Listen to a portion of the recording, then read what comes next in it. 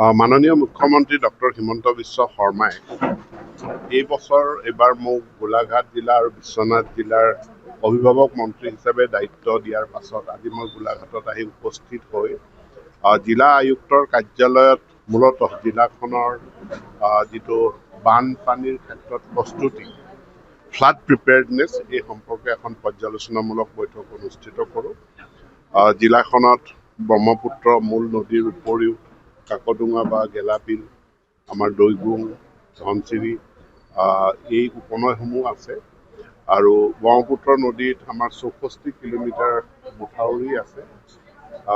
ইয়াত আমাৰ ফ্লাড প্ৰিপেয়াৰ্ডনেছ কি আছে, আমাৰ জলসম্পদ বিভাগৰ প্ৰিপেয়াৰ্ডনেছ, আমাৰ বানপানী হ'লে public health engineering department, agriculture department, তেওঁলোকৰ ভেটেনেৰি ডিপাৰ্টমেণ্ট, প্ৰত্যেক ডিপাৰ্টমেণ্টৰ প্ৰস্তুতি কি আছে, মানে আগতীয়া জৰুৰীকালীন প্ৰস্তুতি, সেই সম্পৰ্কে আজি আমি পৰ্যালোচনা অনুষ্ঠিত কৰোঁ আৰু সন্তোষজনক।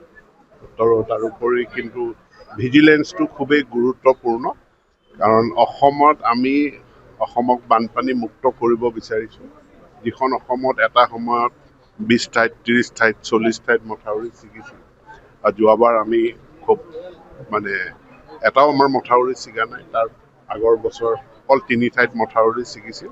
আৰু মই গোলাঘাট জিলাৰ দায়িত্ব লোৱাৰ পাছত আজি ৱাটাৰ ৰিচোৰ্চ ডিপাৰ্টমেণ্টক কৈছোঁ যে ক'ৰবাত যদি ভালনাৰেবল পইণ্ট আছে আগতীয়াকৈ জনাব লাগে। বানপানী আহিব, বানপানী গুচি যাব, কিন্তু আমাৰ মথাউৰি ছিগিব নোৱাৰে, তাৰ কাৰণে আমি ব্যৱস্থা গ্ৰহণ কৰিব লাগিব।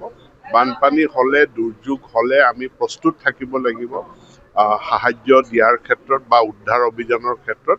সেই প্ৰস্তুতি সম্পৰ্কে আজি আমি পৰ্যালোচনা কৰোঁ।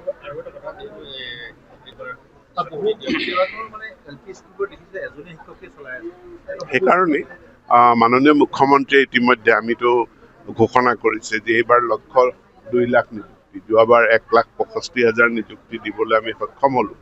অহা 5টা বছৰত 2 লাখ নিযুক্তিৰ লক্ষ্য আছে। স্বাভাৱিকতে শিক্ষা বিভাগত যথেষ্টখিনি ভেকেঞ্চি আছে। বহু লোক, প্ৰায় 50,000 শিক্ষক শিক্ষয়িত্ৰী অহা 5টা বছৰত তেওঁলোকে অৱসৰো গ্ৰহণ কৰিব। গতিকে তাৰ বিপৰীতে এক বৃহৎ নিযুক্তি শিক্ষা বিভাগত 5টা বছৰত পৰ্যায়ক্ৰমে হ'ব। যিহেতু মূল্য বৃদ্ধি হৈছে, যাৰ প্ৰভাৱ দেখিছোঁ বিদ্যালয়ত যিটো মধ্যাহ্ন ভোজন দিয়া হয় তাতো প্ৰভাৱ পৰিছে, কাৰণ LP স্কুলখনত 6 টকা 8 পইচা দিয়া হয় আৰু ME স্কুল বা হাইস্কুল দিবৰ সম্ভাৱনা আছে। আগতীয়াকৈ বেলেগে দিওঁ, গতিকে আপোনাৰ 6 টকাৰ ভিতৰত চাউলটো সন্নিৱিষ্ট হৈ নাথাকে। 2 নম্বৰ, আমাৰ কমিউনিটি পাৰ্টিচিপেশ্যন ইয়াত এটা থাকে। আমি খুব ইম্পৰ্টেণ্ট কম্পনেণ্ট সমগ্ৰ শিক্ষাৰ, যে শিক্ষানুষ্ঠানটো কেৱল এটা চৰকাৰী অনুষ্ঠান নহয়, ই এটা ৰাজহুৱা অনুষ্ঠান, ইয়াক আমি কওঁ এটা কমিউনিটি ইনষ্টিটিউশ্যন। আৰু এই কমিউনিটি পাৰ্টিচিপেশ্যনটোৰ ওপৰত যেতিয়া ইভালুৱেশ্যন হয়, আমাৰ গুণোৎসৱত যি ইভালুৱেশ্যন হয় বা ভাৰত চৰকাৰৰ যি পাৰফৰ্মেঞ্চ গ্ৰেডিং ইণ্ডেক্স ইভালুৱেশ্যন হয়, আমি কমিউনিটি পাৰ্টিচিপেশ্যনটো চাওঁ।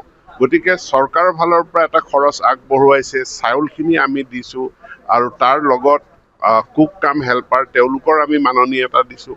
কমিউনিটি পাৰ্টিচিপেশ্যনেৰে এই গোটেই আমাৰ সুন্দৰভাৱে মিড ডে মিলৰ প্ৰগ্ৰেম চলি আছে। ক'ৰ পৰা কোনো অভাৱ অনাটনৰ অভিযোগ আমি নাই পোৱা।